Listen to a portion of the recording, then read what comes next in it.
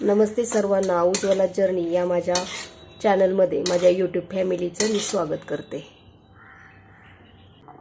आज आपण ही घेवड्याची शेंग आहे ती घेवड्याची शेंग करणार आहोत। निवडायची कशी आणि चिरायची कशी ते पाहूयात। हे शेंगाची जे पुढचं आहे ना हे असं दोन्ही बाजूचं हे काढून घ्यायचं आहे। अशी अगोदर सर्व निवडून घ्यायची, त्याला अशी शिर वगैरे पण निघते पहा।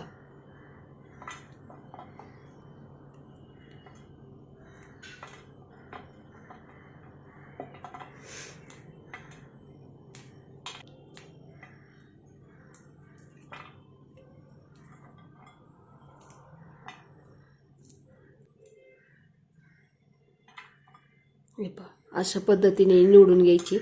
आता ती चिरायची कशी ते पाहूयात। ही अशी शेंग धरायची आणि अशी उभी चिरायची तिला।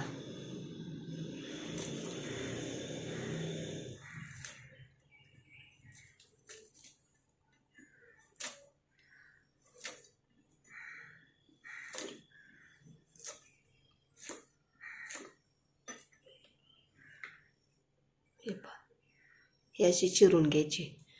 विळीवरती उभी शेंग धरली की बरोबर असे त्याचे तिरके काप येतात पहा।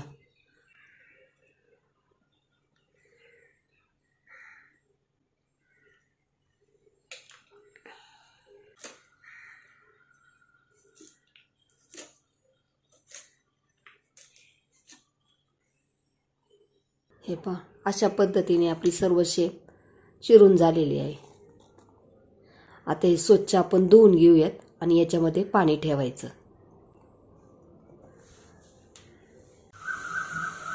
पातेल्यामध्ये मी पाणी उकळून घेतलेलं आहे, त्याच्यामध्ये आपण मीठ टाकून घेऊयात। 2 टीस्पून मीठ टाकून घेतलेलं आहे।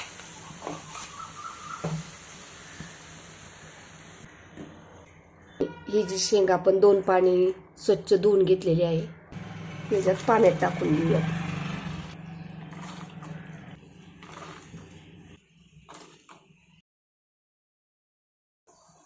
ही भाजी शिजायला टणक असते आणि थोडंसं या शेंगांना उग्र वास असतो ना, त्याच्यासाठी आपण ही थोडीशी उकडून घेणार आहोत। पण पूर्णपणे शिजवायची नाही शेंग, आपण नंतर फोडणी करणार आहोत। ही शेंग 1 मिनिटभर छान अशी आपण उकडून घेतलेली आहे।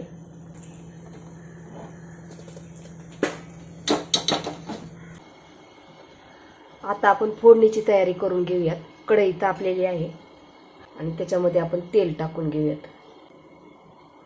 3 पळी आपण तेल टाकून घेतलेलं आहे।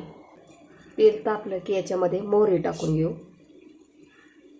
मोहरी चांगली तडतडली की अर्धा टीस्पून जिरं, याच्यामध्ये कढीपत्ता टाकून घेऊयात। टोमॅटो चिरून घेतलेला आहे तो आपण याच्यात टाकून घेऊयात।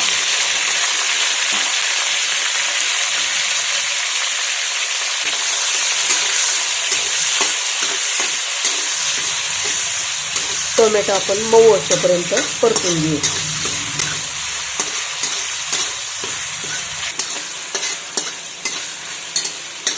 टोमॅटो चांगला मऊ होईपर्यंत आपण परतून घेतलेला आहे। मीठ 2 टीस्पून, हळद अर्धा टीस्पून, लाल तिखट अर्धा टीस्पून, मटन मसाला 1 टीस्पून, कांदा लसूण मसाला 2 टीस्पून।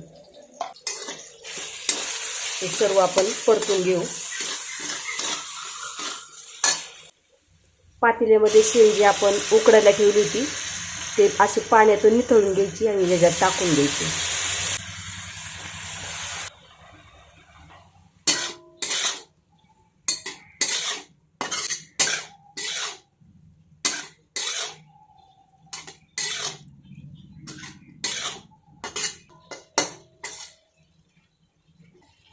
ही शेंग परतून झाली की याच्यावरती आपण झाकण ठेवणार आहोत। एक वाफ आणून देऊयात।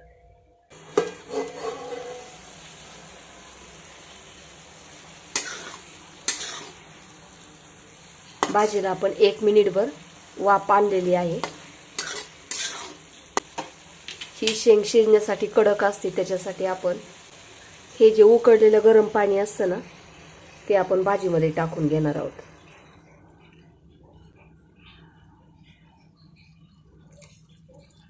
दोन वाटी पाणी घेतलेलं आहे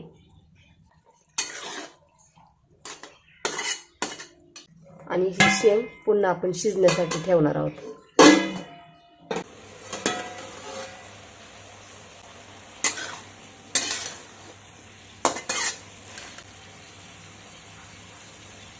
शेंग अजून पूर्ण शिजलेली नाहीये, याच्यामध्ये पुन्हा 1 वाटी मी गरम पाणी टाकून घेत आहे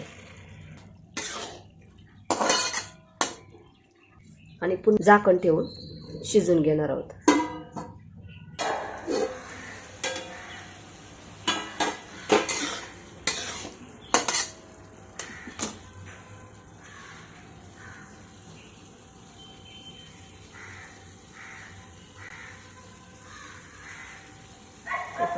ही शेंग चांगली शिजलेली आहे.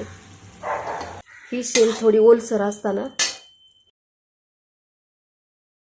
2 टेबलस्पून आपण शेंगदाण्याचा कूट टाकून घेतलेला आहे आणि आता हे पूर्ण मिक्स करून घेऊयात. शेंगदाण्याचा कूट टाकला ना की ही भाजी सुद्धा छान अशी मिळून येते. पहा, तुम्हाला हा माझा व्हिडिओ कसा वाटला? व्हिडिओ आवडला असेल तर लाईक, शेअर आणि सबस्क्राईब करायला विसरू नका. धन्यवाद.